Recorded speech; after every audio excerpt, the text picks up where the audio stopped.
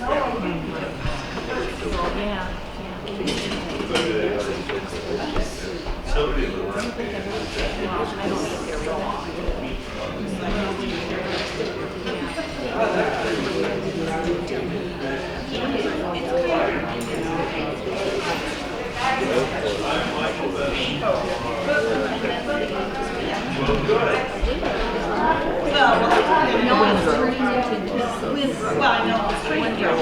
Yes, must stop. Yes, yeah. That makes sense. Yeah, right where Windsor was. Have they tore it down? Yeah, it's supposed to open. Is it still supposed to open in the fall? Well, you can see this month. I just love to eat fish. Yeah, I love fish. There's a bunch of us who love to eat years. Yeah, we go there. Good to see you again. No, thank you. Yeah, it's great.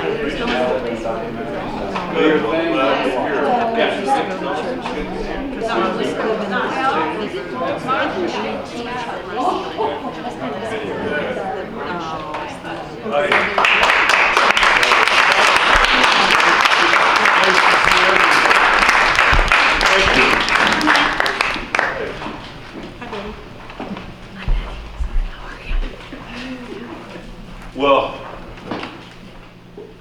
Michael has represented the state of Colorado in the Senate since 2009, but he has not spent a lifetime in politics. He turned around a failing business in a private sector and improved outcomes for kids as superintendent of Denver Public Schools. Senator Bennet won elections in 2010 and 2016, winning urban, suburban, and rural counties in a purple state.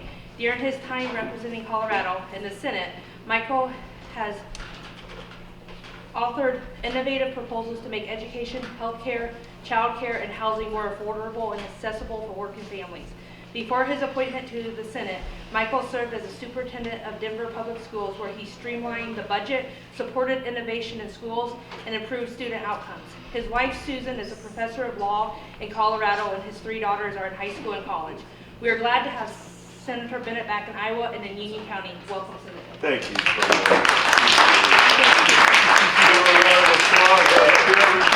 Our chairperson, thank you everybody for being here today. I very much appreciate it. And I'm going to talk a little bit at the outset, and then I'll be happy to spend the time in a conversation with all of you about what you'd like to talk about. Just maybe a word about me. I'm not originally from Colorado. Susan, my wife, had a job out there. She's a public interest environmental lawyer who works on protecting Western public lands. And I was a lawyer at the time. We moved out there. I went into business and then became superintendent of Denver Public Schools, was appointed to the Senate in 2010. That's how I first got there, by our governor, who's a guy named Bill Ritter. And I was called by the Republican chairman of the party in Colorado, the accidental senator. He kept saying it over and over again, trying to hurt my feelings. It happened to be true because I didn't have much of a background in politics, but he couldn't hurt my feelings because I'd been a school superintendent for 5 years, and that had all been beaten out of me by the time that I was there. We had a tough election in 2010 when the Tea Party was rising. Steve King and all these guys were coming into Washington. I barely survived that race, and we were able to hold on to the majority in the Senate as a result. And then in 2016, I ran again. Turned out to be a terrible year for Democrats in a lot of places because of the ascendancy of Donald Trump to the presidency, but I was able to hold on again. If I had to summarize for you the last 10 years of my town hall meetings, it's people coming to have a conversation saying, we're working really hard, but we can't afford some combination of housing, healthcare, higher education, or early childhood education. If I were talking to you about the people I used to work for in the Denver Public Schools, most of whom live in poverty, what they would say is, Michael, no matter how hard we work, we can't get our kids out of poverty. And of course, what that reflects is a lack of economic mobility that we've had in this country over the last 50 years. I don't need to tell the people here about that. And it's tough to have a democracy when you don't have a feeling of shared opportunity across the country. And I finally decided to run because I'm really worried that my generation of Americans is going to be the first generation to leave less opportunity, not more, to the people that are coming after us. And now that I'm at the ripe old age of 54 years old, I can,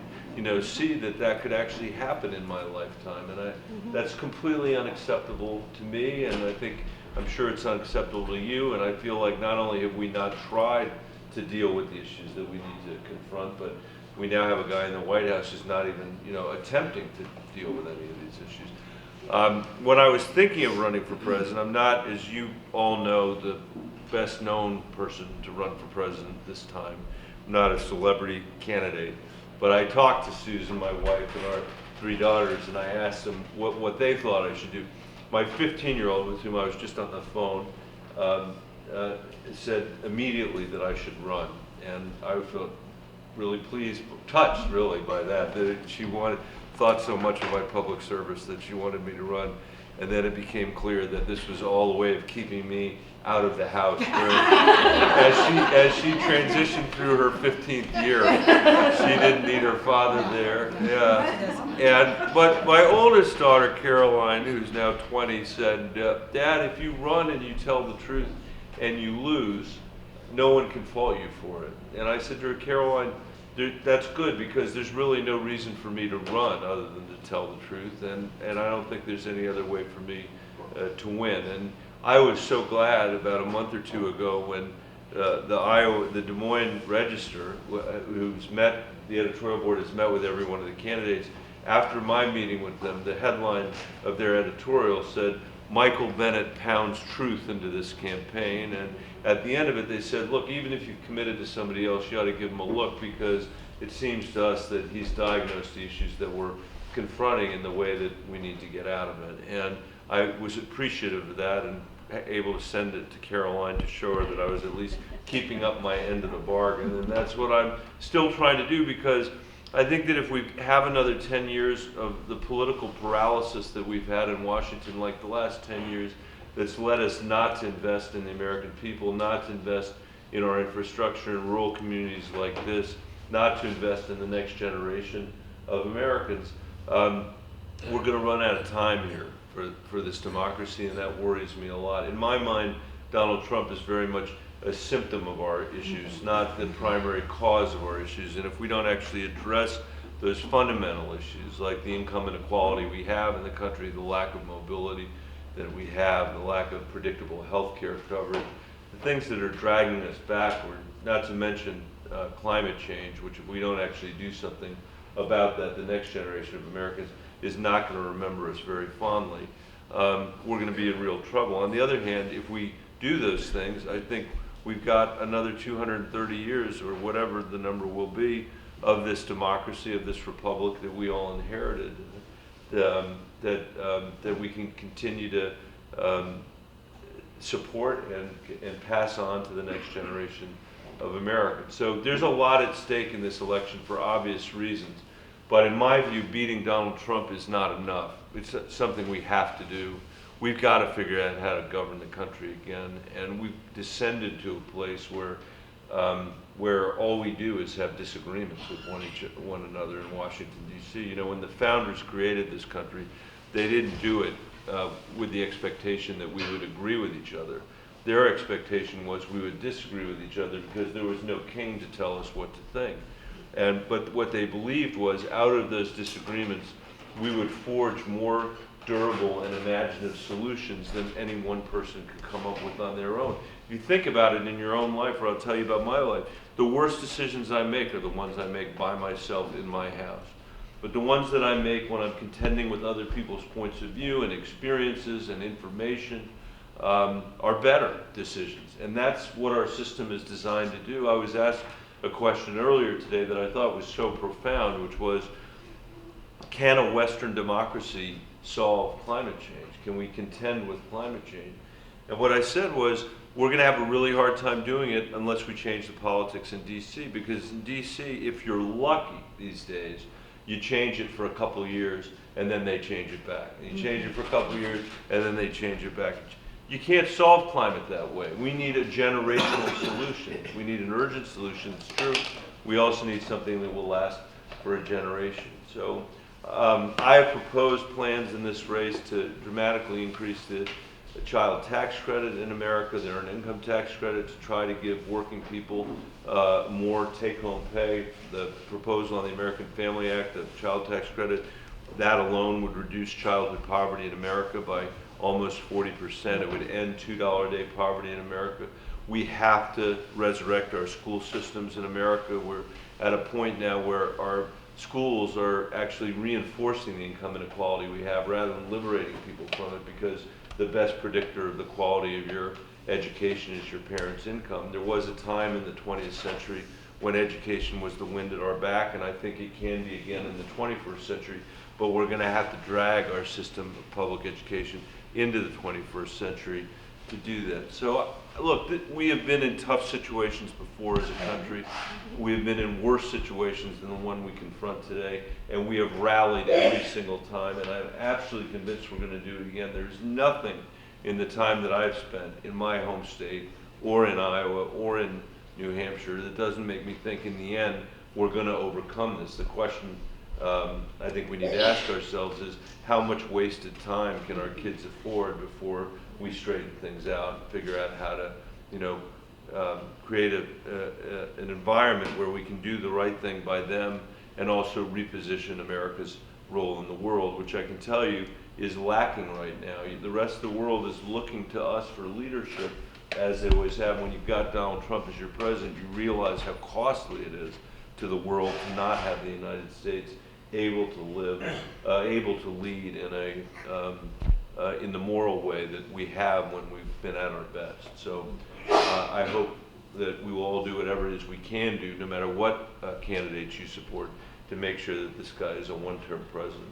And with that, let me stop. By the way, one of the reasons I'm here, just to tell you, I should have said at the outset, was that I've been very interested to go to counties that voted twice for President Obama and once for Donald Trump. There are a number of those counties in Iowa. In fact, Iowa has more counties that did that than any other county in America. And what I really believe is that winning this election is going to require us to do more than just animate the Democratic base. We're going to have to also find some of those 9 million people in America who voted twice for Barack Obama and once for Donald Trump, and get them back in order for us to win. So, thanks for having me. Yes, sir. My name is Payman Gavronsky, and I work in constituent services, so I have a really good hone-in on the reasons why people voted twice for Obama. Great. And then once for Trump. There's a lot of barriers. You come from an education background, you were superintendent of schools. Education was one way you could bypass barriers that kept you from ascending to a better life. Well, there's also a lot of financial barriers that are affecting people more recently, with like use of credit scores. You can't get an adult job without a high credit score. If you come out of college, a lot of student debt, and a lot of people aren't educated on how credit works, and most people, especially minorities, are really underbanked. When their credit scores determine their automotive insurance rates, not their driving record, their apartment options are dictated by their credit score, not the ability to pay or their income security. That barrier is just as big as a lack of education, and there's a lack of education in informing people how this stuff works. And then also for Iowa, a majority of every of the counties are independently dominated, which means there's more independents than Republicans or Democrats. And the parties have really polarized in the last 20 years to just the base ends, and have missed the middle completely. Right. And that's something that very few people have really tried to address, like what's the middle of America wanting to deal with.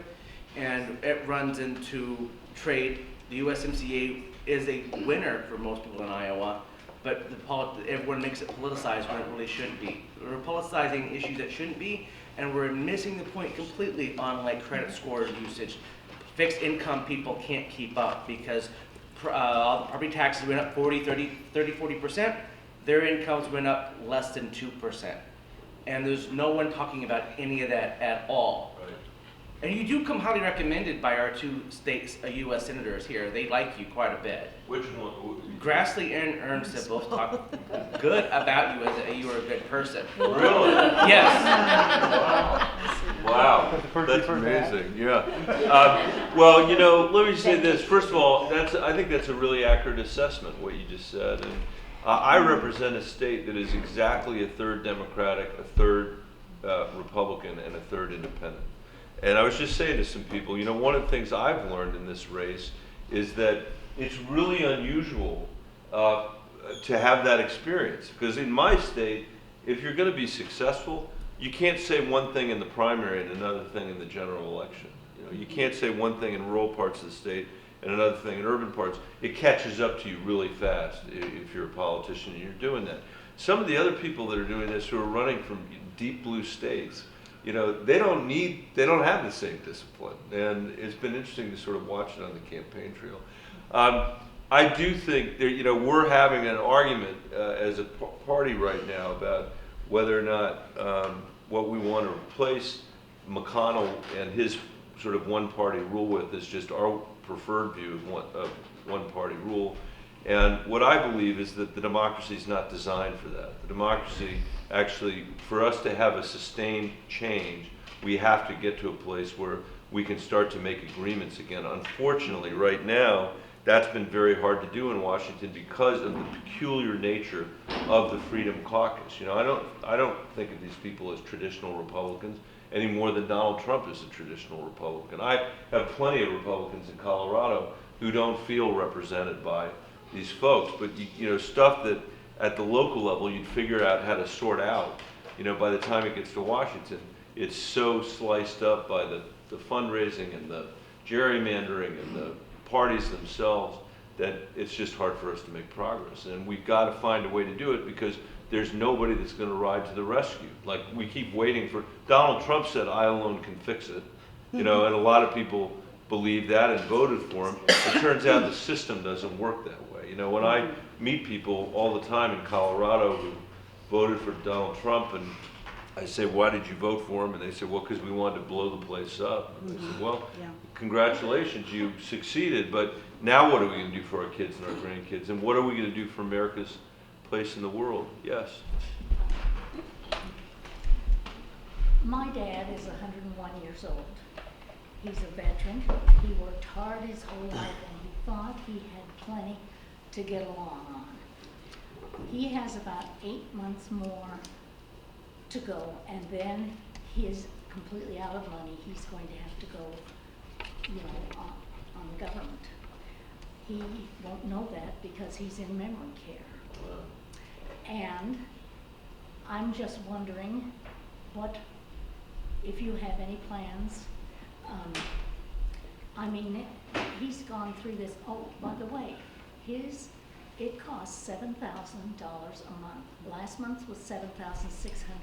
So they're building more, and that doesn't include what we're kicking in here and there for drugs and, you know, incidentals all along. And so I'm just wondering if there's any hope for, and see, I'm the age of these people here. And, you know, we don't have enough to dip in to keep him going, and he's doing pretty good. He really feels pretty good. Where is he? Where is he? He is in Wichita, and because that's where his third wife, who of 25 years, they were both in assisted living, and now he's in memory care. She's still in assisted living. She's blind, and they're keeping her there so because she knows where she is and she can get to meals. And we go once a month. This is our vacation, by gosh. We're Wichita people now. And so, you know, I'm just wondering if anybody has approached any of this type of thing. Can I just ask one other, I don't want to pry, but can I ask one other question? If he's paying $7,000 a month, that means he's not using Medicaid, and would Medicaid pay for this? No, he's on Medicare. Medicare. Well, as I say, he's got about 8, maybe if it backs off a little, we'll get him through 9 or 10 more months. If he stops the high living. And we've been told when he gets down to 2 months to start going through the process of getting him care through our government. Yeah. They make them work out all Right. the. That's the problem. before The they'll pay. whole system is designed to bankrupt people because you have to spend down everything that you have. You know, he thought there would be something left over Right, for his children. right. Baloney, that's not Right. done. Well, and people, now we're in this situation where people's parents are living longer. Well, They're, yes. then a lot of people are raising their grandkids, too, at the same time, or, you've got, and so I actually have been looking at these issues. There was a Republican senator from New Hampshire named Kelly Ayotte, who lost last time. And she and I were the co-chairs of something called the Long-Term Care Caucus that was trying to look at these issues in part to address the question of all the uncompensated care that's happening for our senior citizens, not just seniors, but other disabled people that family members are providing but not getting compensated for, giving up their the best earning years that they have to be able to do it. And we haven't yet come up with any good answers. It's very, very tough.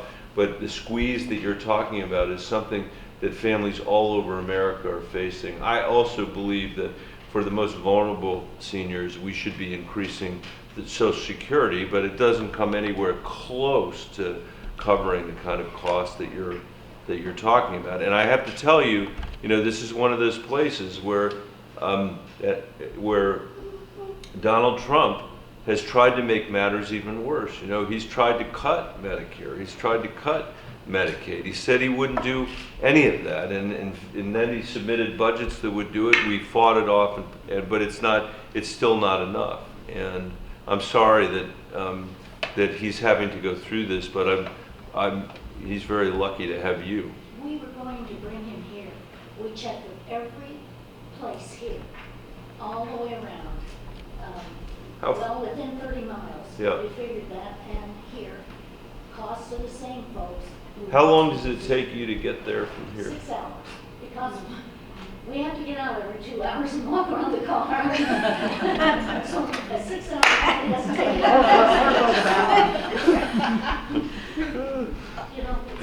it's hot. Yeah. I have a Medicaid question. And then I'll come over there. Oh, no. No, go ahead. I'm on the hospital board in Ringgold County. It's a newer hospital, 10 years old. This is in regards to sequestration.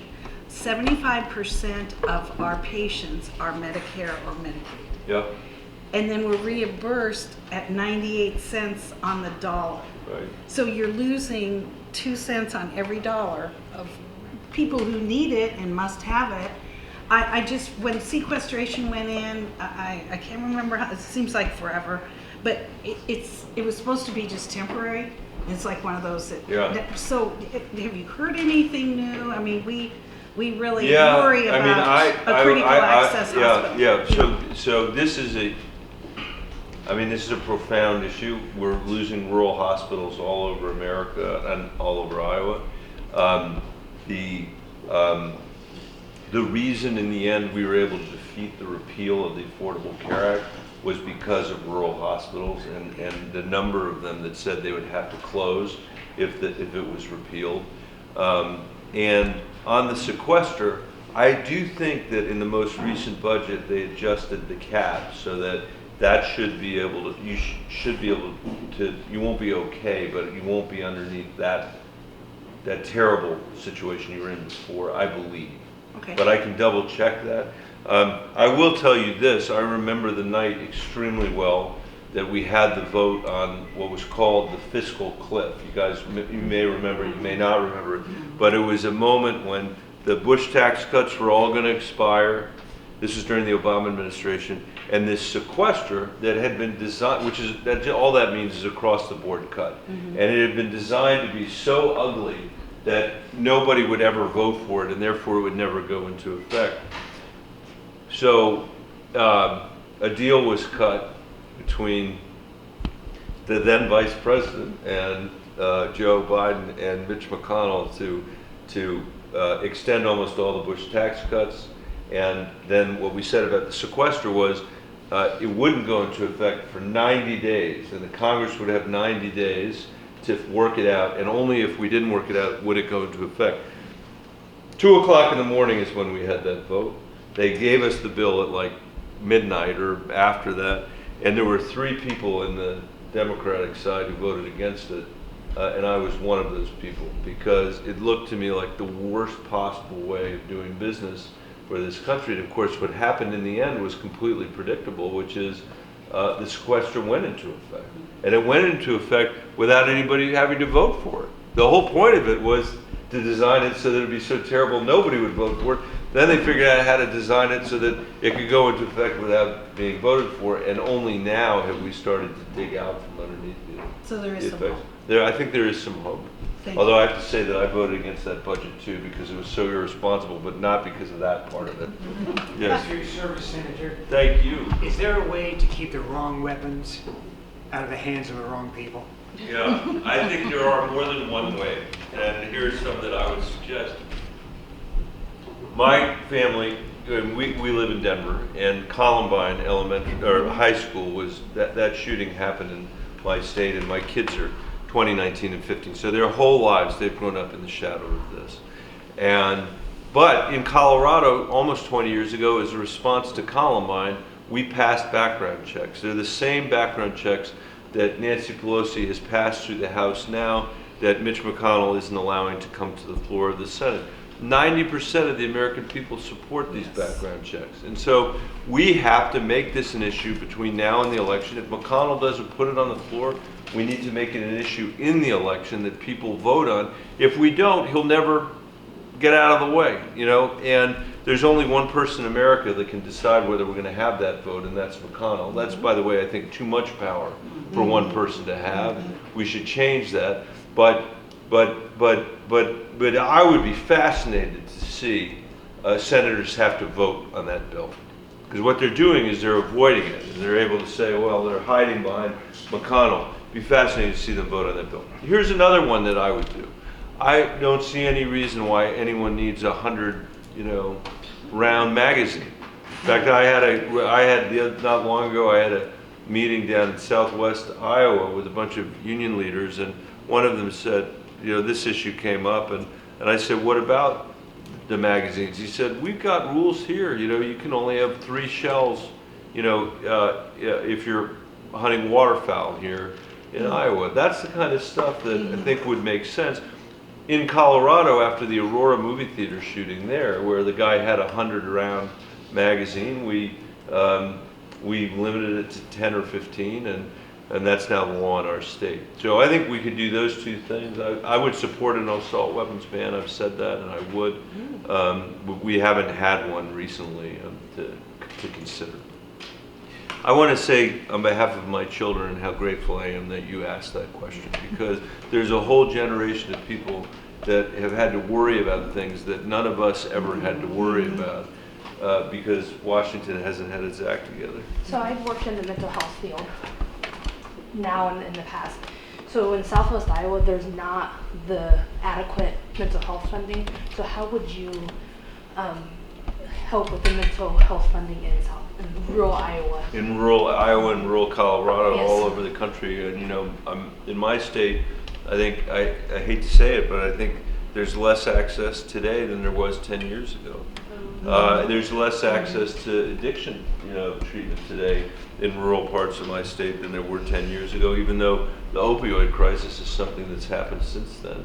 And it all goes back to our priorities. If I look at what, as a country, where we have spent our money the last 20 years, it's hard to believe this, but $5 trillion has, since 2001, we have cut taxes by $5 trillion, almost all of which was for the wealthiest people in America. Yes. So in our tax policy, we actually made income inequality worse. And by the way, we borrowed all of that money from the Chinese, all $5 trillion, because we didn't pay for it, as they say, where they don't pay for itself. We spent $5.6 trillion over the same period of time in the Middle East, fighting these wars in the Middle East. We borrowed all that money from the Chinese. So from the vantage point of the American people, mental health, that's 12 or 13 trillion dollars that we might as well have lit on fire, and that's why we're seeing the complete lack of investment in our infrastructure, in mental health, in rural hospitals. I mean, it's just a tiny fraction of that money. To give you a sense of the scale that we're talking about, for that amount of money, you could have fixed every single road and bridge in America. You could have given every single teacher a 50% raise. You could have given preschool to every kid in America. You could have made Social Security solvent for my children's generation. You could have put a substance abuse person in every single county in America, and still you could have used money to pay down our debt and our deficit, and we did none of that stuff. So we have been, on the mental health side of things, ever since Ronald Reagan was president, we've been playing catch up in terms of what this country needs. And I can tell you, as somebody who spent 5 years as a superintendent and spends a lot of school superintendent, not a prison superintendent, and spent a lot of time with teachers and principals and kids and people who, you know, love kids or their families. These mental health issues for children are today so much more prevalent than they were 10 years ago and 15 years ago. And we can't expect the schools to solve these issues on themselves. So I think we've got to have a system in rural America of much better coordinated care among rural counties so people can share providers and providers can get around those counties, because it's really the only way we're going to be able to afford it. But we won't do it if we continue down the path of the priorities we've had the last 20 years. Go ahead, Anuka. So I've not had this analogy until, I don't know what you said triggered it, but maybe it's just talking to so many candidates. So let's say that the United States is a huge ocean liner, spewing coal. I mean, that's how we're getting across the ocean, right? And we don't care because it's behind us, this big billowing coal. But we're not the Titanic, but we're heading towards some pretty bad stuff. And I'm not we need to turn the ship. Yes. This huge ship. Every 4 years we're, having a vote of confidence or no confidence in our, our captain. Yeah. I don't even, where do we begin? So there's candidates saying we need big structural change. Yeah, I'm like, yeah, we do. Yeah. But the reality is, you get a new president in there, then if you have a trifecta, well, you can do some real damage, right? Depends on what side you're on, right? Or if we have a House and Senate that's split, then there's more balance. But right now, Mitch McConnell and the Democrats, I mean, we're not working together.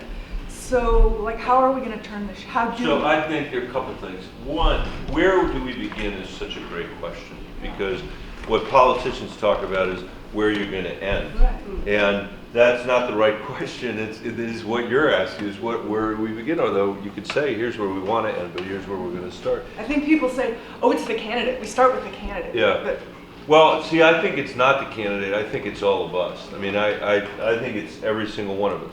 Donald Trump said again, I alone can fix it. That was the answer. That's not how it works in a democracy. It is all of us that are responsible for it.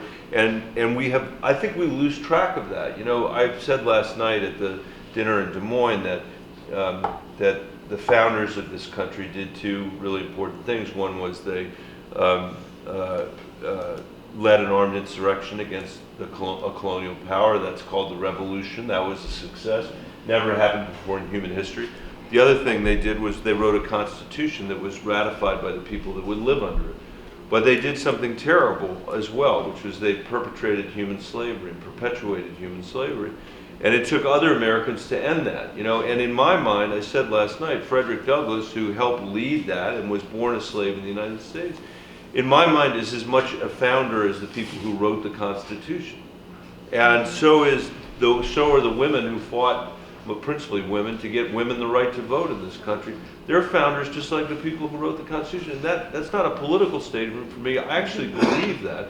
And that's what I believe about us, that we have that same responsibility. And so where we have to start, I think, is by creating a constituency in this country to actually make change that we need to make. Mitch McConnell has created a constituency for keeping things the same. We have to create one that is about changing the future of the country, because otherwise that ocean liner is never going to change direction, and it has to change direction. And I do think there's some places we could start. I said last night that I don't believe that the Democrats should be have as one of our principal policy positions Medicare for all. That has dominated our conversation. And the reason I don't believe we should have that is that I don't think our kids have time for us to waste the next 10 years fighting a losing battle for Medicare for all. So that's not where I would start. I would start with the issues I talked about at the outset, which is the fact that people cannot afford to live a middle-class life, and other people can't get out of poverty. We dramatically increase the child tax credit, as I've proposed. We cut childhood poverty in America by 40%, for 3% of what Medicare for all costs, and for less than half of what Trump's tax cut for the rich cost. If we dramatically increase the earned income tax credit, people working today would have more take-home pay.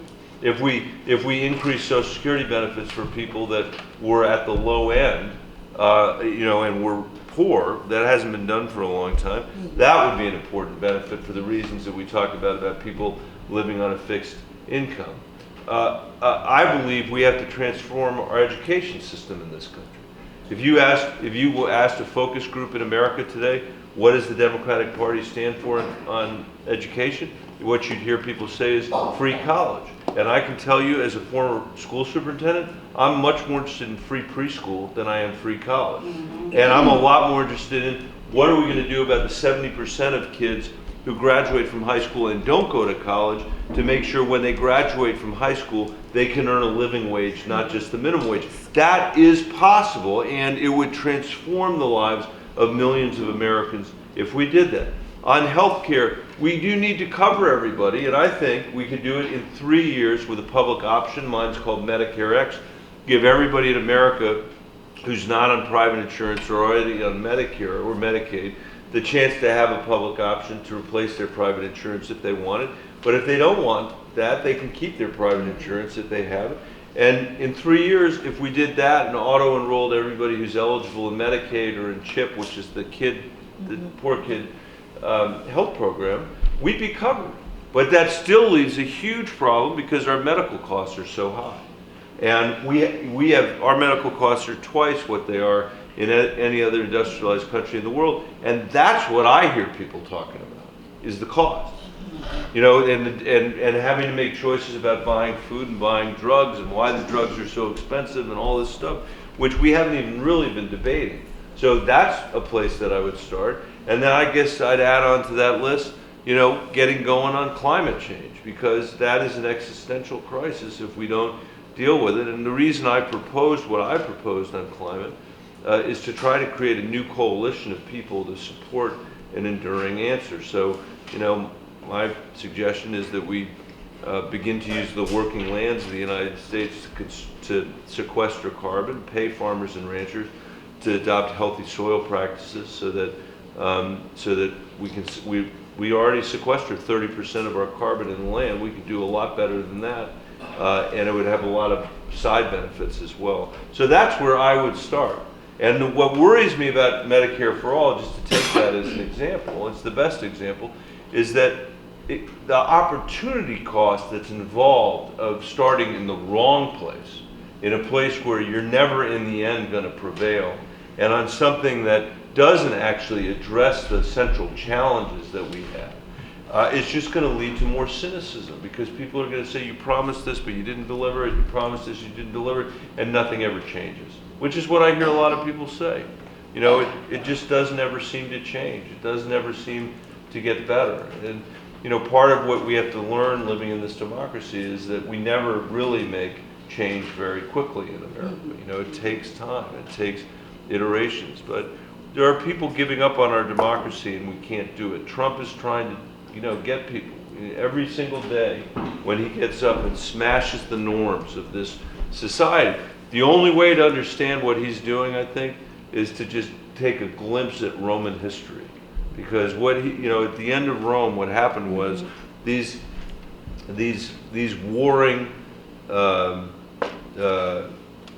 dictators, emperors, turned their armies against their own city and destroyed it. And that's what Trump is basically doing, and we're the folks that have to stop him. And that, by the way, that's, in my view, that goes for Democrats, Independents, and Republicans. I had somebody today who was in the last meeting I was in. I didn't have a chance to talk to him, but or didn't have a chance to make this point to him, but I'll make it now because I felt bad that I didn't make it. He said he was a Vietnam War veteran, and we talked about that a little bit. And one of the things I've been saying to people in my state is, how did we ever elect a guy who mocked John McCain? You know, who is a guy who had bone spurs. He said he had bone spurs, couldn't go to Vietnam, and he said, I don't like people that got captured, and you know, mocked McCain. That got repeated on Fox News. That got repeated all over America. And you know, any one of us who had a kid who said that about McCain would, I don't know what you do now in the 21st century, wash their mouth out with soap, or you know, or if you're Take their cell phone. you take their cell phone away, or if your parent and grandparent did that, you take their cell phone away. But you know, how did we descend to a level where this is the discourse? You know, it's just not, it's not acceptable. And every single day he presents, you know, an example for the American people and for our kids and for our grandkids that is just so contrary. Only if is so contrary to our best impulses as a country. So that's, I think, how, that's my view of how we turn the ocean line around. It's not, you can't turn it around all at once. If you could, you might capsize.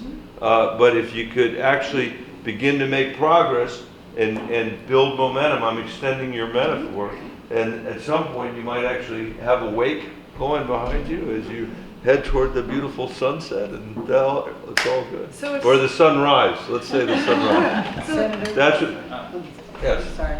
As you've been traveling around in all these different states, what has been your biggest surprise running for president that you did not know prior to? I'd say my biggest surprise is how hard it is to get from 1% in the polls to 2%. Or 3%. It turns out that it's really easy to go from 9% to 1%. I think it's not surprising to me to know this. What I've learned is how worried people are, and how scared they are that that we're falling down on the job, you know, and they're worried about whether it's recoverable or not. I think is the sense that I'm getting from people, and it's, you know, when your day job is in Washington D.C., there are days when it feels like, you know, it really is Roman times. But on the other hand, when you meet people who are basically going about their daily life, even if they're coming to an event like this, they're not spending all their time watching the cable television or spending all their time on social media dealing with politicians. They're trying to do something useful for their family and do something useful for their community.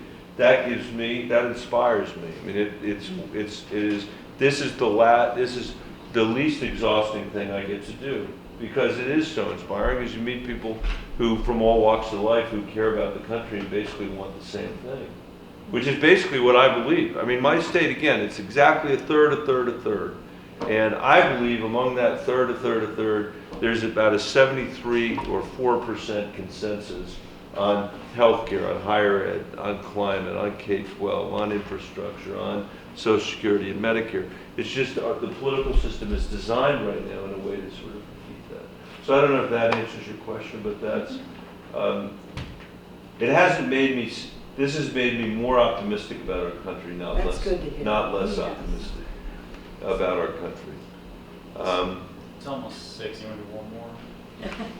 Well, it's such a nice group of people. Let's take a few more. I'll take a few more and then I'll get out of here. It's not actually First of all- almost 6. We have 7 minutes. You're good. Congratulations on a great speech last night. Oh, thank you. I appreciate that. Thank you very much. I take it that you're not a big fan of Betsy DeVos. That's correct. Yeah. Well, I was going to mention her last night in my speech, and I decided it was too cheap a line, so I didn't. But yeah, the question was about not being a fan of Betsy DeVos. I mean, I have met a lot of people in my life, and I've never met anybody more ignorant about public education than she is. Trump. Yeah, well, Trump, you know, when I gave my floor speech after they appointed her, I said on the floor, the one thing I can't blame her for is that Trump picked her. So that's your point, I think. And you know, I really believe, I'll just use this as an opportunity to say, as I said earlier, there was a time in the 20th century when education really was the wind at our backs. Today it really is not. It really is not, because the best predictor of the quality of your education is your parents' income, because why? That's a great predictor of where you're going to live. And we got to change that as a country. I see huge opportunities in the way we can change high school, the way we can change our community college system. We're going to have a very, very hard conversation to have as Americans about how we're going to get to a place where we're paying teachers in this country as the professionals they are and the way they deserve to be paid. The system we have today of paying teachers was designed when we had a labor market that discriminated against women. It said to women, you have two choices, one's being a teacher and one's being a nurse. So come teach Julius Caesar every year for 30 years and we'll pay you a ridiculously low salary because no one else in your college class would ever accept it. But if you stick with us for 30 years, you'll get a pension, and your spouse will probably die before you, and that pension will be enough for you to make it until you're 101 years old or whatever. It sounded pretty good. That's not the system we have anymore.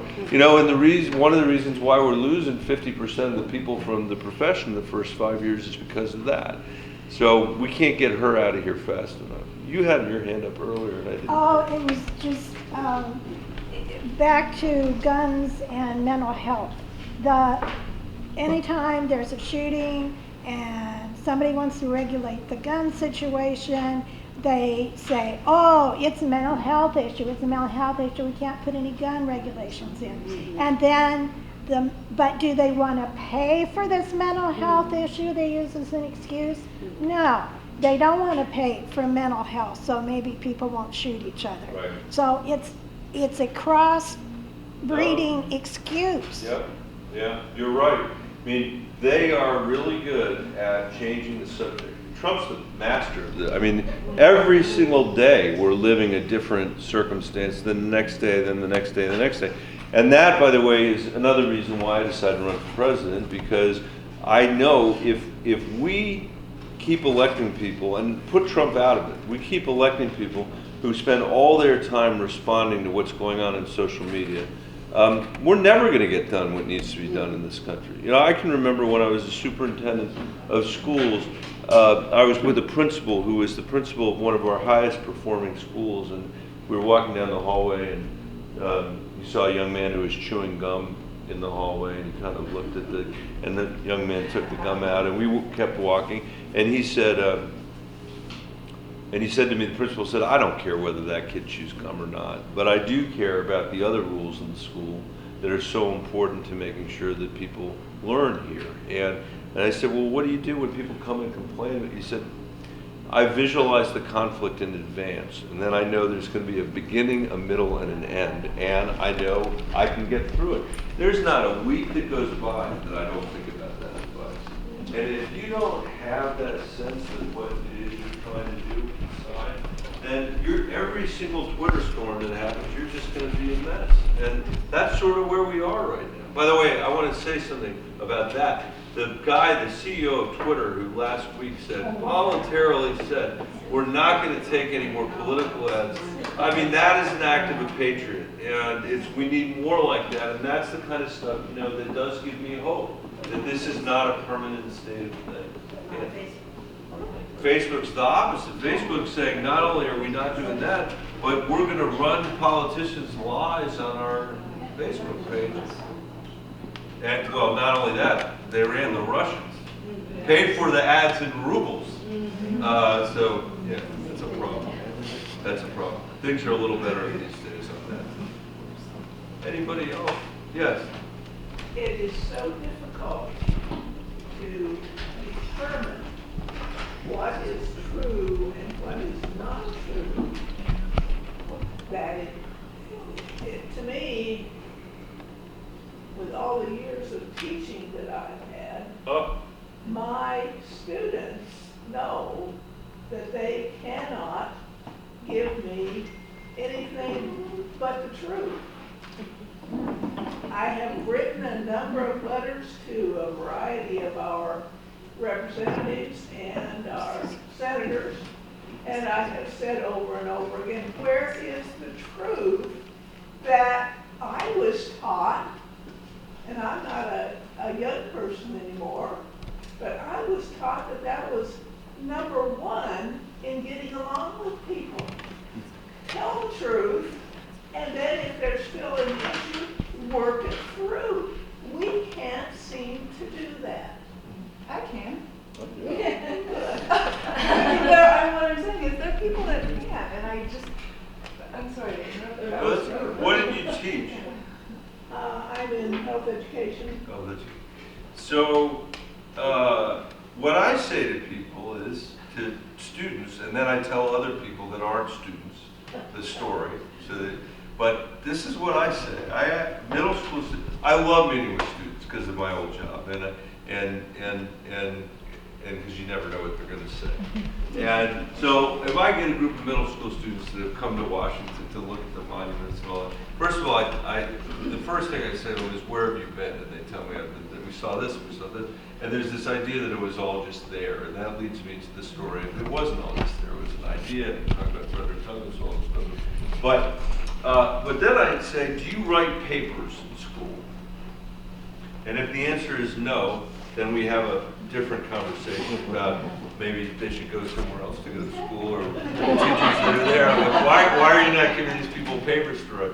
But if they say yes, which they almost always do, I ask them, do you do your research on the internet? They say yes, that is. And do you have to distinguish between edited content or curated content? We have a little conversation about what curated content means, which is just basically edited, accumulated by a trusted source, versus somebody just shooting their mouth off on the internet.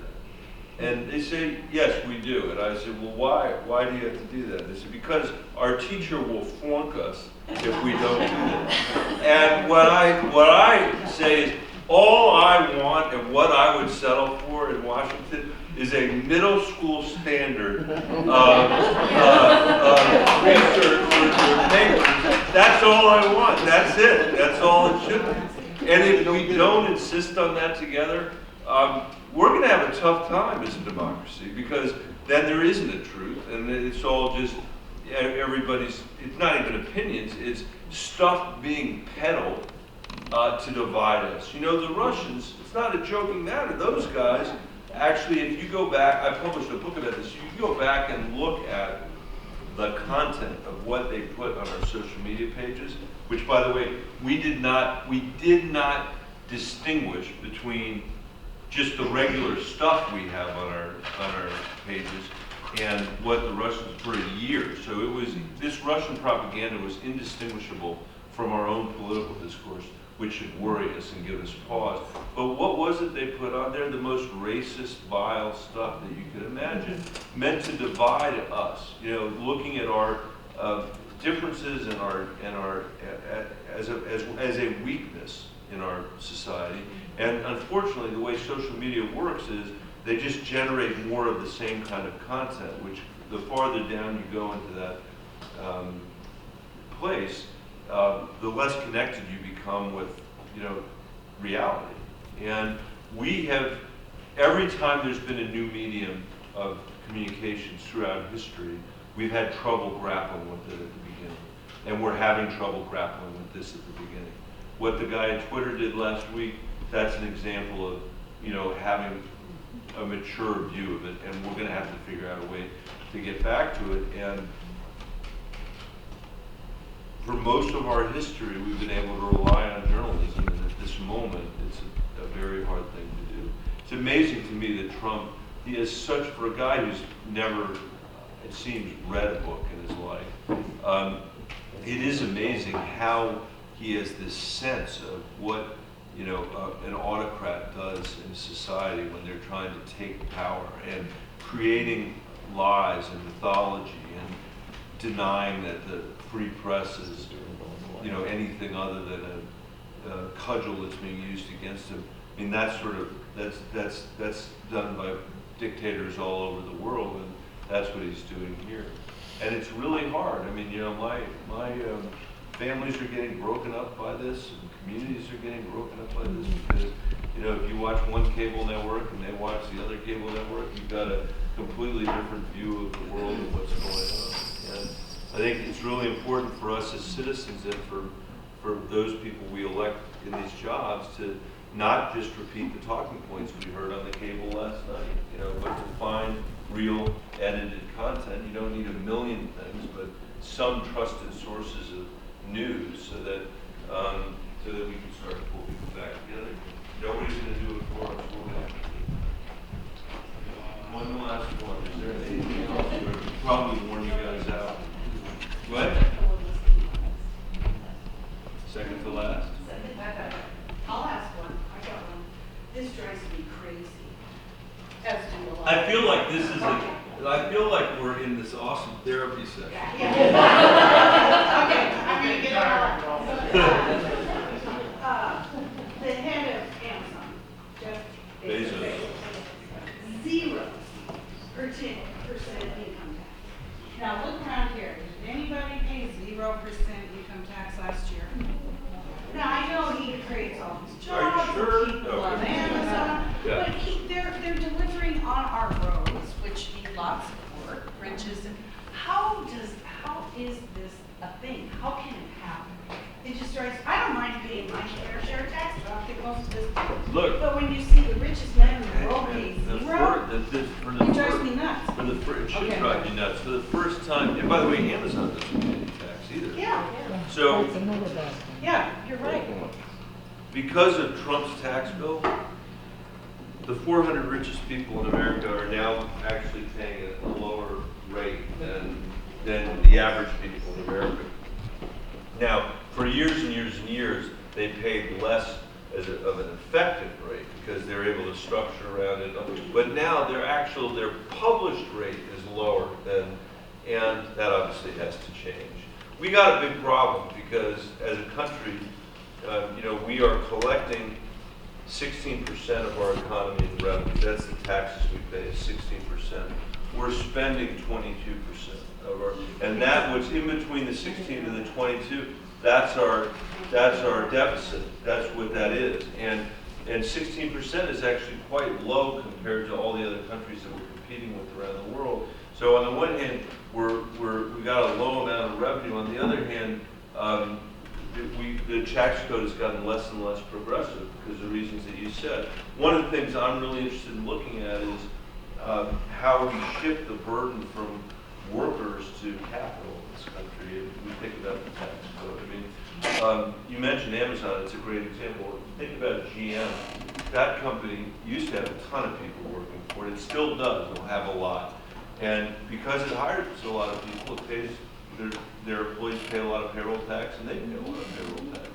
Whereas Amazon, they hire some people, but they don't have remotely what GM pays, so they don't pay a lot of payroll tax, and the company doesn't pay a lot of payroll tax. And you ask yourself, what are you trying to incentivize? Job creation or wealth?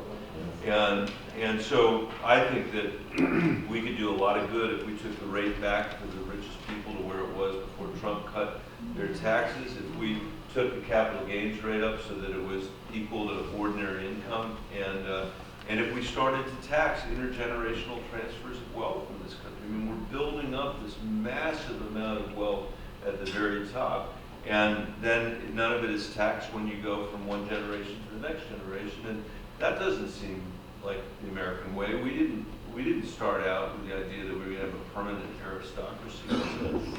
And when you got a situation where over the last 50 years, literally all of the benefit of the economic growth in America has gone to the top 10%, the top 5%, the top 1%, the top 0.1%.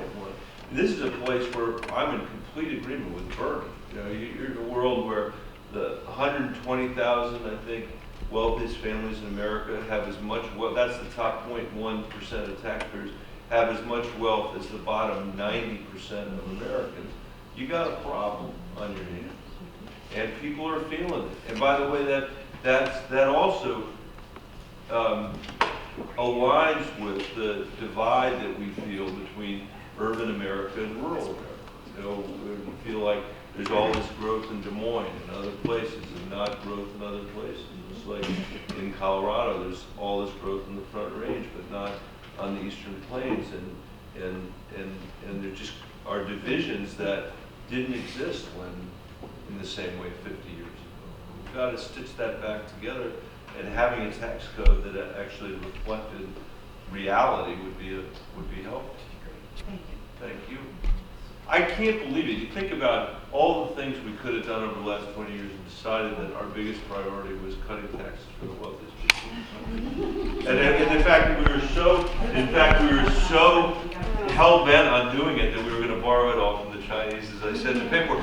I was laughing because I read an op-ed piece that got written after when that bill was going through by a mayor in Indiana, not the mayor in Indiana who's running this race, but a different mayor from Indiana who said, let me get this straight. Let me explain what just happened here in terms of my community. It would be as if I went to my community and I said, we're going to go borrow the biggest amount of debt that we've ever borrowed as a community. And okay, well maybe that would make sense if I was going to use the money to fix the water infrastructure or fix the sewers or fix the streets. But no, what I'm going to do is I'm going to take that money that I've borrowed, that's the most amount of money we've ever borrowed, and I'm going to give it to the wealthiest neighborhood in my community. They would say, what are you smoking? And that is exactly what the Trump tax bill did. It's exactly what all of the tax bills have done going back to 2001. And it's crazy, and we got to stop. All right, speaking of stopping, I have to stop. Let me say this. I can't tell you what a wonder it was to finish the day with all of you. I'm grateful for it.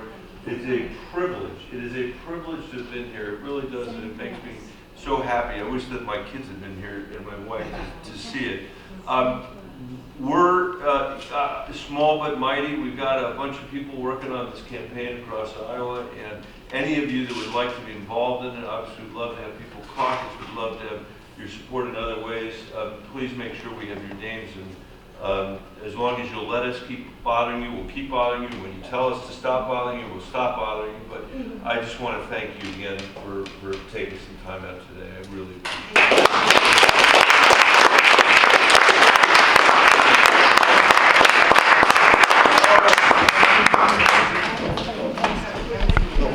Here we are.